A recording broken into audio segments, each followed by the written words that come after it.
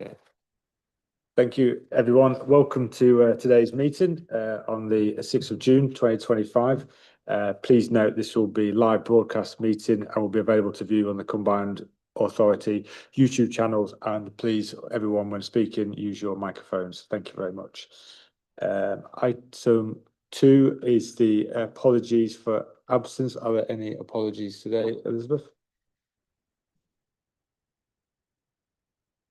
So yes, we've had apologies from Councillor Gareth Dadd and Councillor Annabel Wilkinson is attending in his place. I've also had apologies from Councillor Pete Kilbane. I understand Councillor Katie Lomas will be attending as a last minute substitution. Also apologies from Rachel Antonelli. Thank you very much. Apologies from Councillor Richard Foss. Yes, thank you very much. Of course, thank you very much, Cal. Very much. Item number 3, committee appointments, membership and representation on outside bodies. I will hand this report over to Paul Clark, who will be in the absence of the monitoring officer, Rachel Antonelli. Thank you very much, Paul. Thank you, Mayor. As you'll see from this report, as well as the ordinary business on this agenda, this is also the annual meeting of the Combined Authority. And as such, there are some general appointments and decisions to be made by this meeting. Rather than create a substantive annual meeting agenda, they are all enclosed in item 3 for your attention. The matters included in here are appointments to committees, appointments to outside bodies, and for information, certain appointments to portfolio holder roles and to advisory committees that have already been appointed to. By way of explanation, the Combined Authority has several committees in place. 2 of them are statutory committees, the Overview and Scrutiny and the Audit and Governance Committee, which have certain requirements placed upon them for political proportionality. Members will probably remember back to last year at the annual meeting where we conducted a review of the proportionality figures to calculate the entitlement onto certain seats. Those entitlements haven't changed this year despite a current vacancy on North Yorkshire Council, so the allocations remain the same. On the back of those calculations, both North Yorkshire Council and City of York Council have made nominations via their annual council meetings in the past month, and the names of their nominees have been put in Appendix 1 for your attention. So that's all in terms of introduction. The recommendations are set out under section 12, but I'm happy to take any questions before you move on to the appropriate decisions now. Thank you, Paul. Any questions for Paul on that agenda item there? No. Okay, we'll go through there's a few recommendations here, so we'll go through these. So recommendation 12.1 is just to be noted that the Combined Authority membership for 25-26, which is table A, appendix 1. Recommendation 12.2 and 12.3 will take together, which is the membership and ordinance and governance and overview and scrutiny tables, which are tables B and C, sorry. So we seek a proposer and a seconder on these. Seconded. Yeah, and then vote on those 2 together. Thank you very much. Thank you. And then recommendation 12.4 that the Combined Authority appoints a chair of the Ordnance and Governance Committee taken from appointed members of the committee. Do we have any nominations for this? Nominate Councillor Dave Merritt. Thank you very much. And a second nominate. Okay, all in favour of that? Yeah, thank you.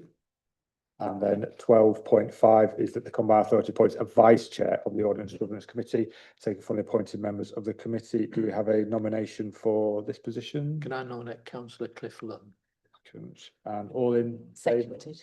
Yeah, thank you. Yeah, thank you very much. And then recommendation 12.6 is that the Combined Authority notes the appointments made by the constitute authorities and approves the remaining membership of the Transport Advisory Board as set out in table D, appendix 1. Proposer for this?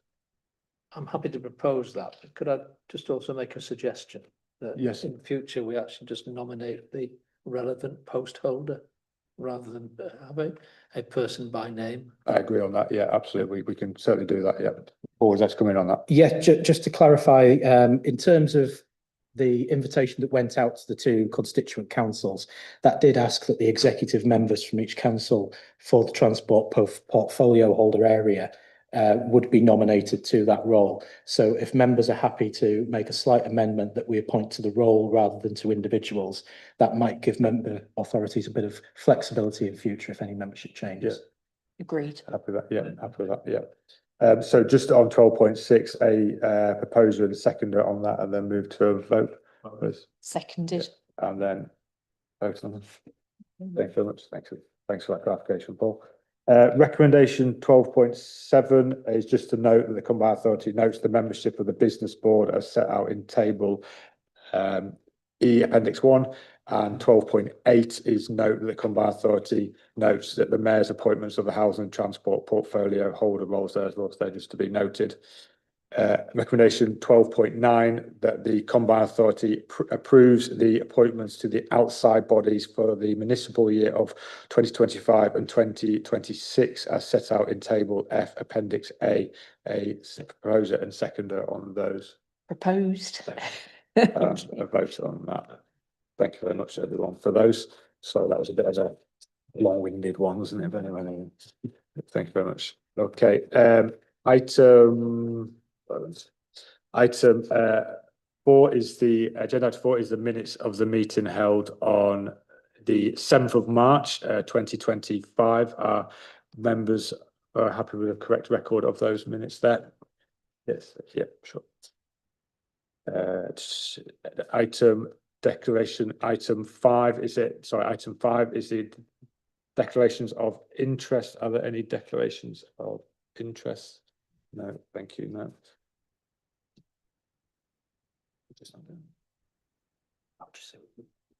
Yeah. Yeah. Item number 6 is we will just be just to clarify, we'll be remaining in public session for the entire of this meeting. Item number 7 is public participation. We have received 2 questions today, one from Flick Williams and one from Thomas Hare.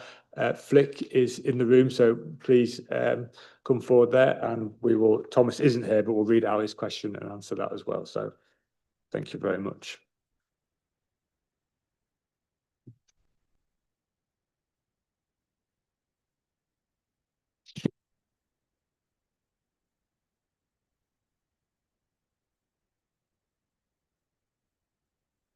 Mayor, when representatives of York Disability Rights Forum met with you in April, we advised you how the proposed cuts to disability benefits will impact the success or failure of this authority's inactivity trailblazer. Now from these papers, I see we can add to that the Connect to Work delivery plan specifically for disabled people. You told us benefit cuts are the preserve of MPs, yet it hasn't stopped your fellow Metro Mayor Andy Burnham publicly condemning said cuts after listening carefully to what claimants told him. Yours is a political post. We want your response, not that of the Director of the Economy, telling us yet again that these are national policies. Your social media tells us repeatedly how much access you have to the Prime Minister and Cabinet members. You don't seem to have a problem telling the press you will continue to put pressure on government on everything from international trade deals to protect food standards to driving economic growth in the region in response to global uncertainty. Just benefit cuts then, on which you remain entirely silent. So let's examine the harms to the regional economy from these proposed cuts. Policy and practice calculate that for Yorkshire and the Humber, 290,000 people will be affected with the loss of £690 million spend taken directly from local economies. The Humber, of course, now the responsibility of the newly elected Reform Mayor. Since then, Health Equity North has published its report with data for the 9 parliamentary constituencies that constitute the combined authority. Added together, the total loss of personal independence payments alone to current recipients amounts to a staggering £72 million. This takes no account of the loss of passport benefits such as universal credit, health allowance or carers allowance. Scarborough and Whitby is the worst hit constituency of the 9, with a loss to its local economy from PIP alone of more than £13 million. A dilemma for the sitting MP, whose majority is smaller than the number of her constituents set to lose PIP. At the launch of the Inactivity Trailblazer, you said 10 million is a massive amount of money. Well, no, it really isn't, and 3 million for Connect to Work even less. I invite you to look back at all the many welfare to work initiatives over the years, including the New Deal for Disabled People, where eye-watering amounts of money were spent supporting people into work with disappointingly poor outcomes for two basic reasons. Society's inaccessibility and inherent ableism means employers don't want to hire people they deem an expensive risk. And no amount of money poured into employment support changes the fact that chronically sick disabled people assessed repeatedly as unfit for work don't suddenly become so when you deprive us of the means to live. Ducking out of the debate on this governmental act of reckless self-harm on the regional economy will, I believe, cement your single-term tenure. Impoverishing the poorest flies in the face of the Labour values that got you elected. Thank you. Thank you very much, Flick, for your incredible, detailed and powerful question, and thank you for the powerful testimonies that you shared with me only last month or so ago when we met. I'll make my position very clear on this. There is undoubtedly a case to have made reform to benefit system and is needed, but it should not be in the backs of disabled people. Cutting support for those most in need is the wrong way to drive change. I hear the message from disabled people, campaigners and activists across York and North Yorkshire who, since their decision was made, have shared their fears and concerns with me. These cuts will take tens of millions of pounds out of our local economy, hit most vulnerable and hardest, and undermine our efforts to tackle economic inactivity. As Mayor, I will continue to press the government and to rethink these plans to ensure reform strengthens and not weakens the support for disabled people. Thank you.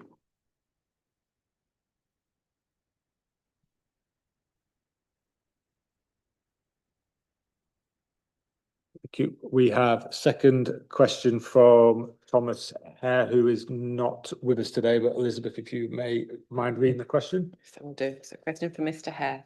With several more totally local partnerships having been agreed, can you confirm that all of the delivery partners in the local towns, 1, have an elected management board of at least 3 people, 2, have a management board that have no breaches of council bylaws or orders against them, 3, have a minuted AGM that is open to all interested parties, 4, publish their annual accounts, 5, publish their project disbursement returns, showing where any project money was spent. Thank you.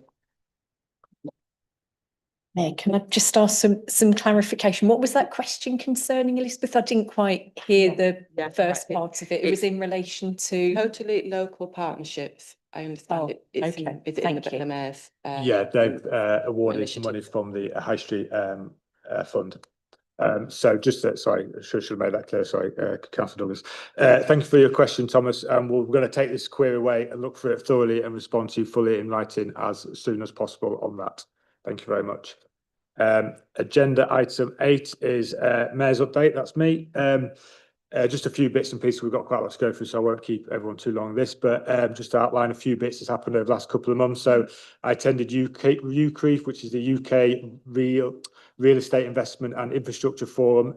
This was really to promote York and North Yorkshire as a region and showcasing how we are open for growth and investment and innovation, and to champion our local strengths in infrastructure, housing and renewable energy. I was supported there by my team, and who did a fantastic job throughout that week. Represented the region at the Council of Regions and Nations, making sure our priorities are heard at the national level and ensuring that York and North Yorkshire has a strong voice in shaping future policies and funding. Launched the Great North, which is a regional collaboration platform to celebrate and strengthen partnerships across the North, focusing on unlocking economic potential and driving inclusive growth. We launched the White Rose Rail Review, setting out a bold and ambitious vision for transforming rail connectivity across York and North Yorkshire and improving journey times and boosting economic links with the rest of the North. Unveiled the York and North Yorkshire Fire Plan and Policing Plan, working closely with our emergency services to build safer, more resilient communities and ensure our services are fit for the future. Attended the North Yorkshire Police Retail Crime Symposium to discuss strategies for tackling shoplifting and retail crime and supporting our high streets and protecting local businesses and workers. Took part in the sleep out at the LNER Community Stadium, raised awareness and vital funds for local homeless charities, highlighting our commitment to tackling homelessness and supporting vulnerable people. Just had word through today that raised just over £18,000, so that's been a great achievement for all involved there. Hosted the first Mayoral question time session in Harrogate, giving residents the opportunity to ask questions directly to me and promoting transparency and accountability across the combined authority. Supported the regional skills landscape and celebrated the community achievements in London, recognising the vital contribution of local apprentices, employees and community leaders. Met with the Prime Minister to discuss the region's priorities and followed up with a detailed letter outlining our key infrastructure investment sites and asking for government support to unlock economic growth and opportunities across York and North Yorkshire. And as I constantly do, lobbying ministers for investment in our key strategic growth areas, highlighting the importance of unlocking local opportunities and securing funding to back our ambitions. And we're now waiting the outcome from the comprehensive spending review, which will be Wednesday next week, to see how these commitments translate into funding. So that's just been last month or so. Item number 9 is preparing a York and North Yorkshire spatial development strategy, and I will hand the report of this to Director of the Economy, over to Andrew Lima, not Andy Scurr, Thank you, Andrew. Thank you, Chair. I would like to be the Director of Yeah. so thank you for that. Sorry, Andy. Right, so this report primarily introduces to the Combined Authority the proposed new duty to prepare a spatial development strategy. This comes through from the Planning and Infrastructure Bill that is currently in Parliament, and that sets out some of the remit for this particular strategy. There's a bit of background in the chapter, section 3 of the report, which sets out a little bit around where this has come from in terms of some of the national planning policy frameworks and also the devolution white paper, and that sets out a little bit more detail. Section 4 sets out some of the requirements of a spatial development strategy. So there are a couple of these around the country from previous combined authorities, such as London, and there is one for Liverpool as well, actually. But what the guidance is starting to set out is what the purpose of these strategies are. There's a little bit of a few bullet points in section 4 which set out that this is a high-level strategy. It's not to replace local plans, it's part of that suite of planning documents. So it's a key part of that, and that really underpins the work that the Combined Authority will do once it starts to prepare this plan, which is to work very closely with the 4 local planning authorities that we have in the area, which is York, North Yorkshire and the 2 national parks, and needs to be an integral part of that process. And also with a very shared evidence base. The indicative timetable that's set out in section 5 is obviously subject to the parliamentary process, but at the moment the estimate is that as this bill starts to go through the various stages within Parliament, it is likely that this duty will come to the Combined Authority around April next year, so April 2026. And the government have indicated that they would like to see the completions of these spatial development strategies by the end of the Parliament, so early 2029, if that's what we're looking at. But generally, the view that's coming through is that they would like to have these done as soon as they possibly can, so they can start to link into the government's agenda around delivering and developing more housing and employment and fitting into the growth plan priorities that we've got. We have had mixed indications of whether we will receive some support from MHCLG to support the preparation of this. It is likely that we will get some funding towards this, and this report again just seeks that we're able to accept that money if that comes. So yeah, the recommendations are that to note the duty that is potentially coming to the Combined Authority, and that this allows us to start to commence this work, because we would like to start commencing this work before we get the duty, so that we can ensure that we are ahead of the game, but also that we do not suddenly come in to produce this plan as and when the things like the North Yorkshire local plan and other local plans get into their stages. So we need to be doing things in collaboration and to agree and accept any of the funds that may come to support this work. Thank you, Chair. Thank you very much, Andrew. Any questions or comments from members for, yes, Councillor Les? Just a comment, if I may, David, just to say that I welcome the line in here that says it's going to be done in collaboration with, but I mean, collaboration would be good at any time, but it's absolutely essential where we are in North Yorkshire because we're on that local plan journey as well. So I look forward to that collaboration, Andrew. Yeah, I'll heartily agree. Let's come in there as well, Councillor Douglas. Thank you. Yeah, and I totally agree, Councillor Les. You're at a different stage to York is in local plan process. We have ours adopted, but it is an iterative and ongoing process. So you're at a different stage, but it is no less important that the combined authority works really closely with both local authorities in order to achieve that, and that this is additionality. It doesn't replace or stall or slow down, because in York we've been waiting a long time for our local plan, and now we are super excited to be getting on with it, and we don't want anything to get in the way of that. So we're looking forward to getting a spatial development plan in place, but it does need to be done sensitively. Thank you.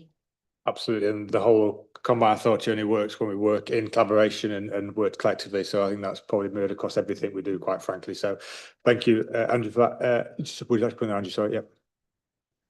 Oh, Are you allowed to ask a question of yourself? I'm not asking myself. I'm not asking myself a question. I was going to respond to the question, but I could ask myself a question.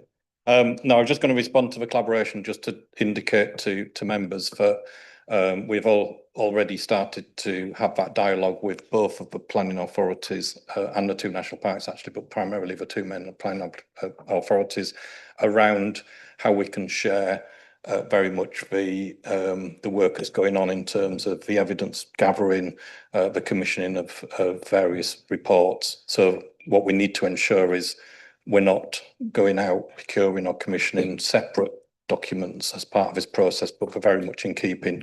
So that dialogue is already in place to work with both local planning authorities. Thank you, Andrew. Any more questions or comments? No? Okay. Can we just seek a poser and a seconder on that piece there? Seconded. And to a vote on item 9. Great. Thank you very much, Andrew. Item 10 is the major programmes update, and this will be a report of the Director of the Economy, Andy Kerr. Thank you, Andy. Thank you. So this report provides an update on a number of different funding and delivery programmes, which are the responsibility of the combined authority. It seeks a number of approvals and delegations to progress the delivery of these programmes at pace. The majority of these approvals relate to government funding, and these funding streams are often allocated by government at short notice, and they're coming thick and fast at the moment, and they require very quick decisions from the combined authority that they wish to accept that funding to deliver the programme. As a consequence, this has required a number of urgent decisions to be taken since the last combined authority meeting, and those are summarised and set out in another paper on today's agenda. So the recommendations that follow in this report then seek to follow up those urgent decisions to accept the funding and seek to delegate to myself in consultation with the Mayor to be able to administer these government funded programmes. So there's a number of delegations sought which relate to, firstly, the Rural England Prosperity Fund, and that's a £1.7 million extension of the previously approved UK Shared Prosperity Fund, and that will be administered in the same way through the same processes. The second relates to the Brownfield Housing Fund, and this is a third round that has been announced by government, and that allocation of funding will be applied in the exact same way in which we've applied rounds 1 and 2, in line with government guidance and making sure that we've got consistency with the previous 2 rounds. So good news, that's a significant pot of £7 million funding. There's also a delegation to submit the Connect to Work delivery plan to government for approval. and also then the subsequent delivery of that plan in line with the approval from government, and also to accept an additional 160k of adult skills funding, which was announced in the last couple of weeks that bolsters the adult skills fund. There's also a delegation to accept 700k of mayoral renewable funding from governments, which is basically for solar panels on a range of North Yorkshire Council, City of York Council and police and fire estate assets. Since this report was written, we've actually found out that we have been successful with that funding bid, which is really good news. And the projects that will benefit from that are set out in para 3.11 of the report. And then there is one final recommendation which relates to the 27.5 million mayoral investment challenge funds. So the creation and launch of that fund has previously been approved by the combined authority, the prospectuses and the criteria which it's assessed against. But there were no delegations agreed at for the actual funding award of that funding to take place. So this recommendation corrects this oversight on those previous decisions and allows the funding now to be released and the projects to start to deliver. Thank you, Andy. Just one note for me, particularly on the renewables from the 700,000 we got awarded for that. I think that's a great example of the combined authority work with both partners incredibly quickly. We only got announced that money a matter of weeks ago, it seemed, and to be able to work with both partners to get that up and done and then get it okayed and sorted in a credible, I mean, you're talking a matter of weeks, aren't you? It's a great credit to both authorities, but the team working on the net zero team. So I just wanted to put that on record. That's been achieved very quickly. So well done to everyone involved. Any questions or comments for Andy on that? Would you like to Councillor Douglas? Thank you. Yeah, I'm glad to see that this is coming through, and the announcement that you're able to make to us today, Andy, about the approval of the money for the Renewables Fund is fantastic. So in York, that's Athena House and Yearsley Pool, Joseph Rowntree School and Acombe Explore in York, and so that's fantastic. I'm glad that the teams were able to work really successfully together for that. And also I think it's important that we note that decision making around some of these funds needs to happen at pace, but it also needs to be transparent to the public. So I'm glad to see that the delegations are also with Councillor Les and I, so that we know what projects coming through as well, and we can report back to our authorities on that, which is a good move, I believe. Thank you. Thank you, Councillor Douglas. Any more comments or questions for Andy? We okay there? Yep. So we just proposer and a seconder on item 10 there, please. Proposed. And move to a vote on item 10. Thank you very much. Thank you for that, Andy. Thanks, everyone. Item 11 is a long-winded one. Allocation of local transport grant, integrated transport block and the local transport resource fund for 25-26. Just a piece for me to start off with this. People would have been aware of the announcements of transport funding announced this week from government. Those funds were for the CRSTS, which is now being changed to the TCR, which is Transport for City Regions. And we, as a combined authority, along with Hull and East Yorkshire and Greater Lincolnshire, are not part of that, and we never have been. Our transport announcement will come next week at the spending review, so we haven't been missed off. We will be dealt with next week from government. So on this report to the Director of Economy again, Andy Kerr on this. Thank you. Thank you. So this report sets out transport grants that have been awarded to the combined authority, and this does total £20 million of investment into the region, which is obviously really good news. Just to take these three different grants. Firstly is the local transport grant, which is a 700,000 pot of funding. This is capability funding that's been awarded to help us deliver a new transport plan for York and North Yorkshire. So the funding's been allocated to the combined authority, and it'll enable us to procure expert help to prepare and consult on that new transport plan. The funding we have allocated, some of the funding we've allocated to City of York Council and North Yorkshire Council will enable each authority to provide their inputs into the transport plan as it develops, again, working in collaboration as on the last agenda item. Secondly is an integrated transport block of 4.6 million. So this is a long-standing funding agreement of funding that came to the two local authorities, which is now routed through the combined authority. The amount awarded this year is unchanged from previous years, so it's the same amount of funding that went to the 2 local authorities, and as such we've therefore allocated it to each authority precisely as how it had been distributed by the Department for Transport in previous years. And then finally, the bigger pot of funding, the local transport grant, which is £15.4 million. So this is a new grant for authorities coming through devolution that can fund larger transport schemes. It's a 1-year grant that must be spent in 25-26, which is a really short time scale for delivery. And we were only notified about this funding in the last week of March, so we've really had to work at pace with the 2 local authorities, and we've done that incredibly quickly and efficiently. And again, major thanks from our perspective to City of York Council and North Yorkshire Council officers who've been able to develop a programme of schemes at pace that meet our transport objectives, that are the highest priorities for members of each authority, and that are ready to go this year and unlikely to encounter significant opposition from communities that could slow them down. So deliverability is absolutely critical on this one. So again, just to reiterate, really grateful for the time that's been committed by officers and members of both local authorities, and the programme can be found in Annex 1 of this report of the projects which are set out. Some of the schemes in the programme do still have significant risks which we need to work hard to resolve to be able to deliver this and to expedite rapid progress. And as a consequence, it's proposed that the final decision to allocate against each fund is delegated to myself again to allow us to sign off once we've got the risk profiles right and we know which ones can deliver.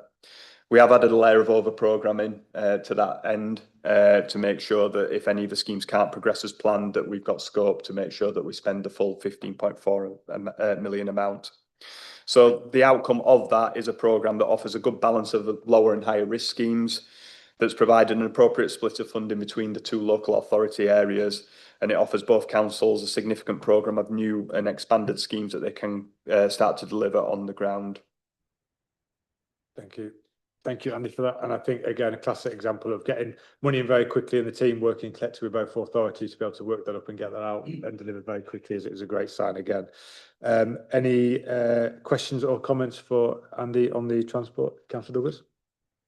Thanks. Yeah, I'd just like to thank the combined authority for working so collaboratively with us. This is hugely important to York. And as can be seen in Appendix 1, it supports a number of active travel schemes that will improve the livability and travelability of our city, which is so needed and desired by our residents, and also the investment in the York Station Gateway at nearly £4 million, which is hugely important for us. I think folks, everybody here will have seen when they're moving around the city, the work that's going on outside the station right now, and it has been really well received by our residents. It's a huge improvement. The ugly bridge is gone, and now you can actually see our amazing city walls, and this money really helps us to move that project forward and keep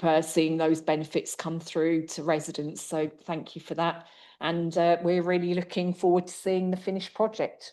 Thank you. Thank you, Councillor Douglas. Any questions, comments there? Okay. Councillor Safford. Just about the delegation, and I don't have a problem with the delegation, but will there be some way of actually reporting back to lead members in particular about what schemes are then going to go forward? Yeah, and just to actually say in here, there is a typo in the recommendations. It is to the Director of Economy, not Head of Economy. And what should be added in here is in consultation with the Mayor. And obviously, we're more than happy to consult with members on the final scheme for approval, and we will be bringing reports back in here regularly to report on progress. Thank you, councillors. Would you like to come in, the councillors? Yeah, just on that point then, I think there needs to be an amendment on that 9.2, doesn't there? So that we're absolutely clear. That's what you're referring to, Andy, isn't it? The recommendation there. Yeah. So with the amendment to point 9.2, as Andy Kerr has pointed out there, we'll make that amendment on that. Yeah. Thank you for pointing that out. Thank you. Okay, with that in mind, are we proposing a seconder for item 11 there? Proposed. And move to vote on item 11. Thank you, everyone. Thank you, Andy, for that report. Item 12 is finance update for Q4, which will be delivered by the report of the Director of Resources, Mike Russell. Thank you, Mayor. The report item 12 provides a general budget's financial update for the combined authority and also summarises the Q4 financial performance and year-end outturn for 2024-2025. In terms of overall performance trends, the financial results align with trends reported in previous quarterly updates. Particularly, core costs remain within the approved budgets with a net underspend linked to lower than budgeted setup and staffing costs and higher than anticipated Treasury management income. Key programmes, including Brownfield housing and net zero, continue to have delivery phased into this current year, as reported in previous quarters, due to the phasing of delivery with our partners. And Treasury management income has consistently outperformed forecasts due to the interest rates position that was budgeted and also some additional funding that came through the combined authority and boosted our cash reserves. In terms of our core budgets, there is a net underspend reported of 2.4 million against the budget, as previously mentioned. This is driven by a 0.8 million increase in that Treasury management income, 0.8 million of low staffing costs due to phasing of recruitment and a budget that was set up with a full establishment from day one, and 0.9 million of savings in non-staffing costs, which included particular emphasis on election and setup costs, which came in lower than anticipated. No expenditure control issues have been identified and core costs remain within the approved budget envelope. The recommendations in this report are that 9.36 million of funding can be carried forward into this year's earmarked reserves to support programme delivery on the existing programmes that have phased into next year or are included in entirety in last year's budget, and also that members note the report and the financial update for the year. Thank you. Thank you, Mike. Any questions and comments for members there for Mike? No. Okay. Recommendations on page 56 for that. A proposer and a seconder on that there. Proposed. Move to vote on item 12.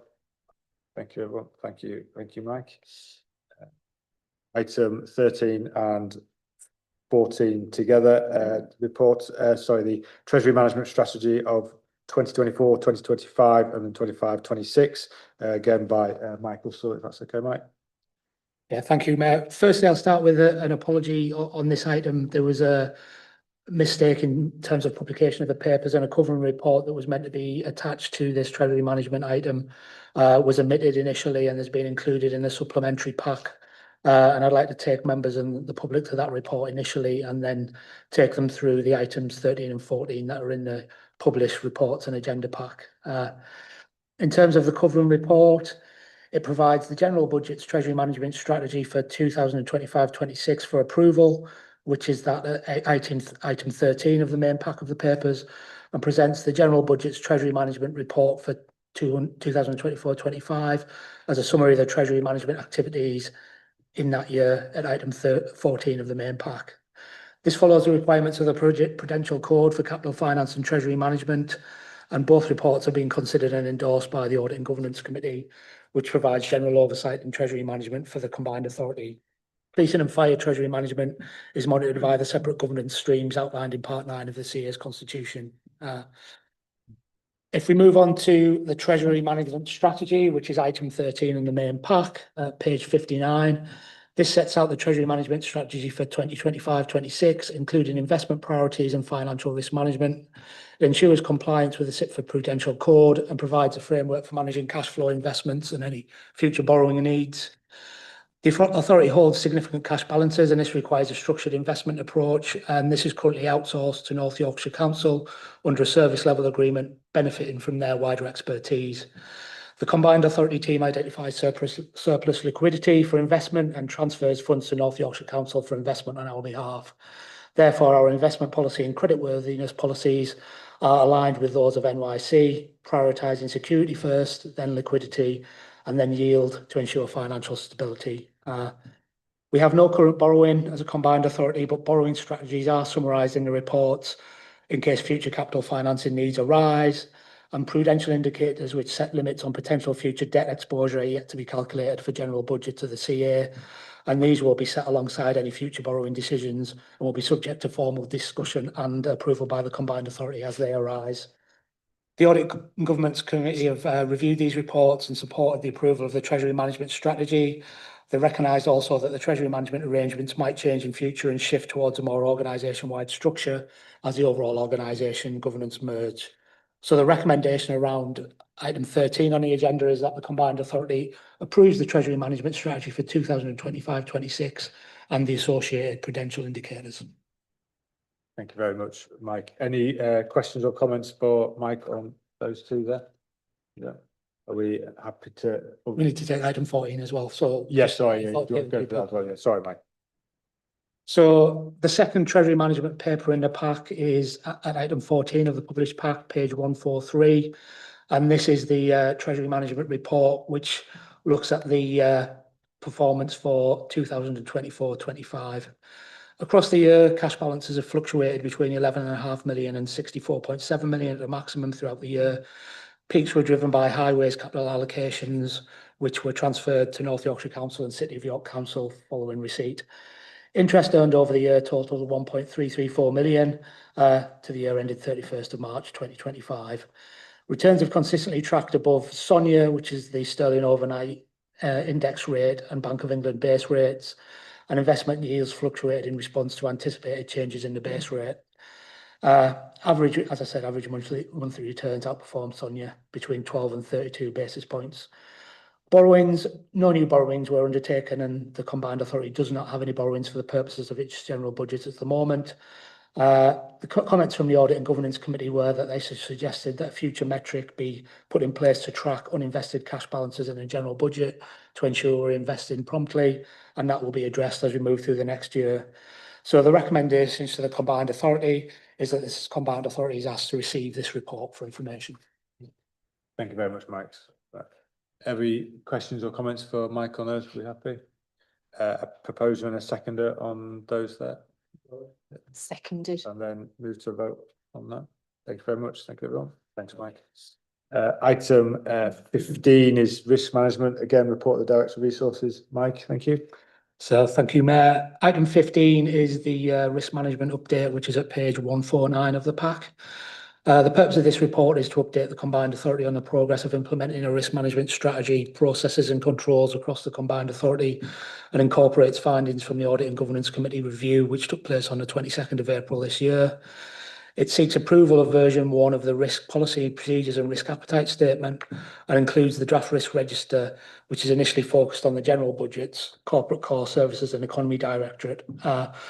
The content of the paper has been educated from an initial fact-finding review that was undertaken on the combined authority's behalf by Veritao, which conducted an assessment of existing risk management arrangements across the whole authority, including policing and fire. It identified strong alignment of policies with best practices of ISO 31000 and Government's Orange Book, but noted a lack of a single risk framework across the authority, and has outlined recommendations for streamlining risk governance, including standardising procedures across directorates, which are in the process of being implemented. In terms of the framework that's presented, it aligns, as I said, with ISO 31000 and Government's Orange Book, sets a risk appetite statement defining the authority as a risk-aware rather than an entirely risk-averse organisation, primarily to ensure that we take advantage of opportunities to deliver for our region, and establishes a structured risk hierarchy, building up from a project level through programmes, directorates and at a corporate level. Risk registers will be developed at each level to ensure consistency of reporting. The next steps in the implementation of this process will be the establishment of an officer-led internal risk management group to refine the approach, rollout of the risk registers which are consistent across the entire organisation, and refining processes for the Audit and Governance Committee oversight, including development of an annual risk management effectiveness review. We'll also assess feasibility of integrating general budget risks into the active risk management system, which is currently used by our colleagues in policing and fire. So the key recommendations for approval from this report are to approve version 1 of the corporate risk policy, approve version 1 of the corporate risk procedures, including the risk appetite statement, and note the draft corporate risk register for information. Thank you. Thank you, Mike. Any comments or questions there for Mike on item 15?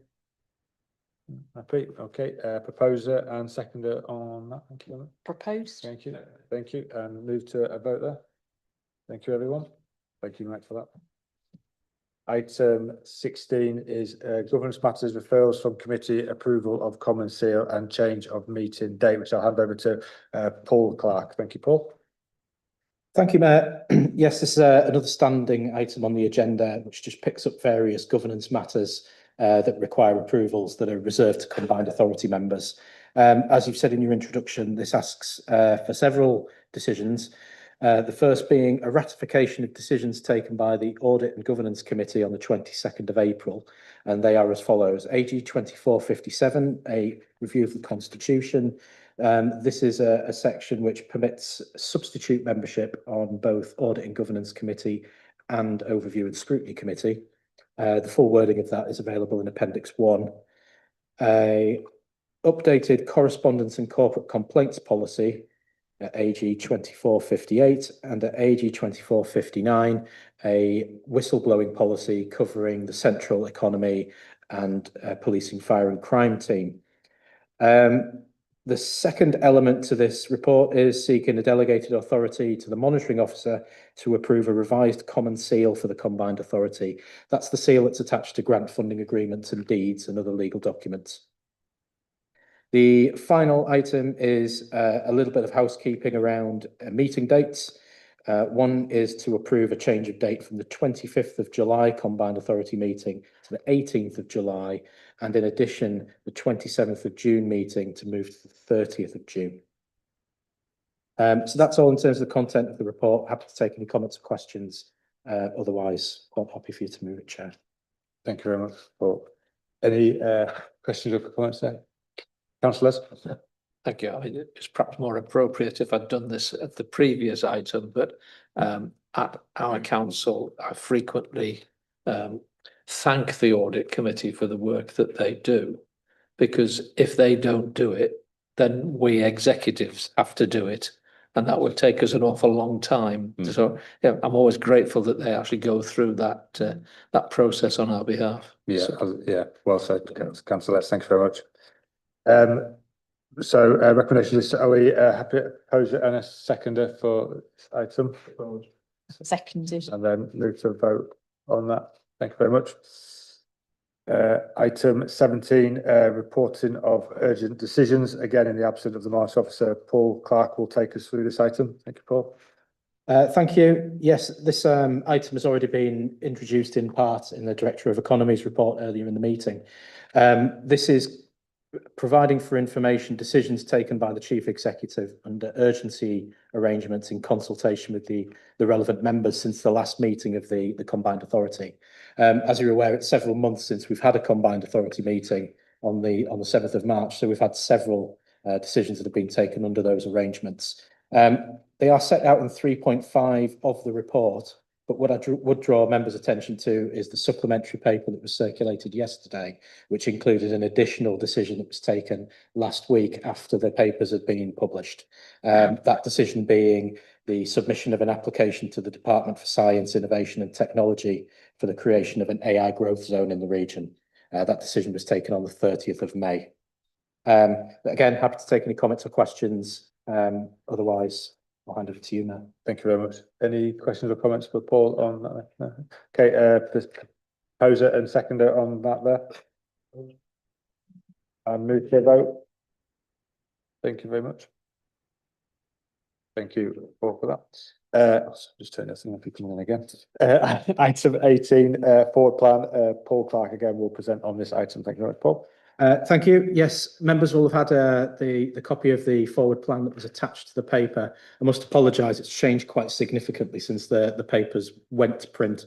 I would have ideally liked to have circulated another full version today, but unfortunately, for technical reasons, we've been unable to do so. But by way of a quick verbal update, what I can say is at the next meeting on the 30th of June, there will be 3 substantive items. Two substantive items and 1 change. The first change is that the referrals from committee's item has been brought forward from that meeting to today, and we've just dealt with those. And the 2 next items are Mayoral Active Travel Fund and delegation of Mayor's devolved powers for delivering bus services. The following meeting on the 18th of July has 4 substantive items at this stage. They are local investment in natural capital, sports fund, men's mental health, and the local growth plan. The next meeting on the 26th of September includes the route map to carbon negative, retrofit strategy, housing investment strategy, and an update on devolved skills functions. So that will be circulated in full for members' attention. That will go on the website in the usual way in the coming days. Thank you very much, Paul. Are members happy just to note this forward plan going forward? Yeah, happy. Yeah, thank you. Thank you very much, Paul. Item 19 is the proposed changes to the Combined Authority's senior management structure, and this report will be of the Chief Exec, James Farrar. Thank you very much, James. Okay. Oh, sorry. Tomorrow. Just sorry. Thanks, Paul. Yeah.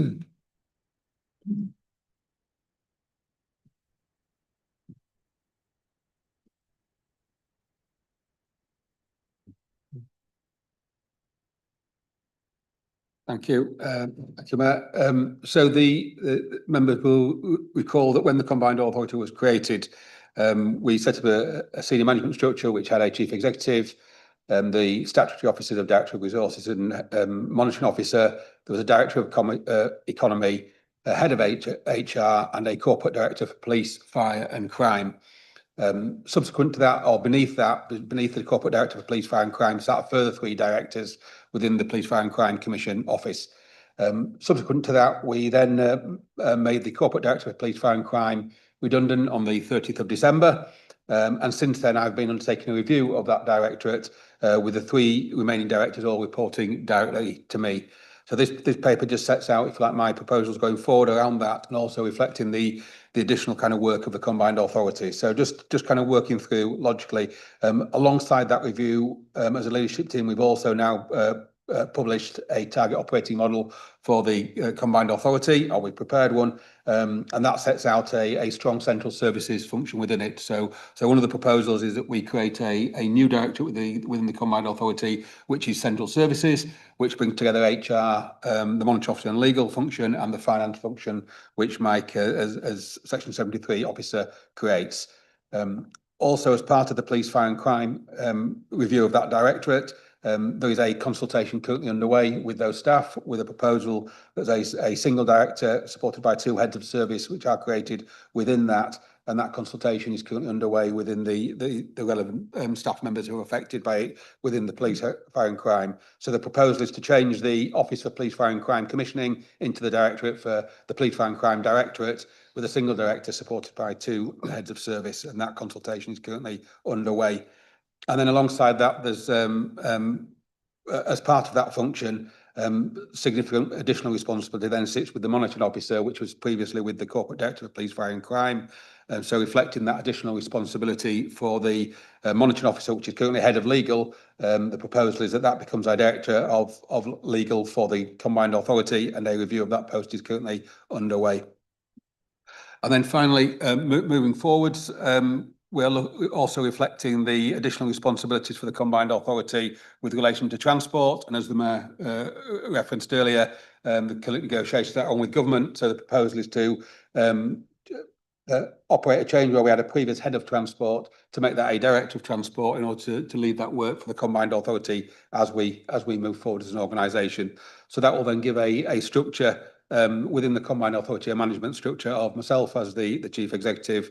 There'll be the monitoring officer, director of legal. There'll be a head of HR sits around the leadership table. There'll then be a director of police, fire and crime, and a director of economy, and a director of transport. And that's the proposed structure going forward. So the recommendations for the Combined Authority are to endorse my proposals to progress this in relation to, as detailed before, which is the creation of a new Central Services Directorate, a rename of the Police Fire and Crime Commission to the Police Fire and Crime Directorate, and the creation of a Transport Directorate within the authority. Alongside that is asked to approve the proposed change from the Head of Legal and Governance to the Director of Legal and Governance, and delegate the authority to me as Head of Paid Service to progress these arrangements. Thank you very much, James. Any questions or comments there for James and that? Councillor Douglas? Thank you. Yeah, it's just questions about where things that we've spoken about today and in the past will sit under this new structure. So the Trailblazer programme, which area will that sit under? That's under the Director of Economy. Okay, and spatial strategy? That remains under the Director of Economy as well. Okay, thank you. Thank you very much, Councillor Douglas. Okay, any more questions or comments there? Are we happy with that there? So recommendations page on 234 and 243 and 244. Proposer and a seconder for that there. Proposed. Move to a vote on that there. Thank you very much. Thank you very much, James. Last item is any urgent business from anybody? No, thank you. So thank you for those intents and thank you for the questions. Just to note, the next scheduled meeting is Monday, the 30th. That is Monday, the 30th of June. Sorry, that is a change of date, and it's 4 p.m. Here in York. I just wanted to flag that change of date because it was originally the Friday before. Thank you very much, and enjoy the rest of your day and weekend.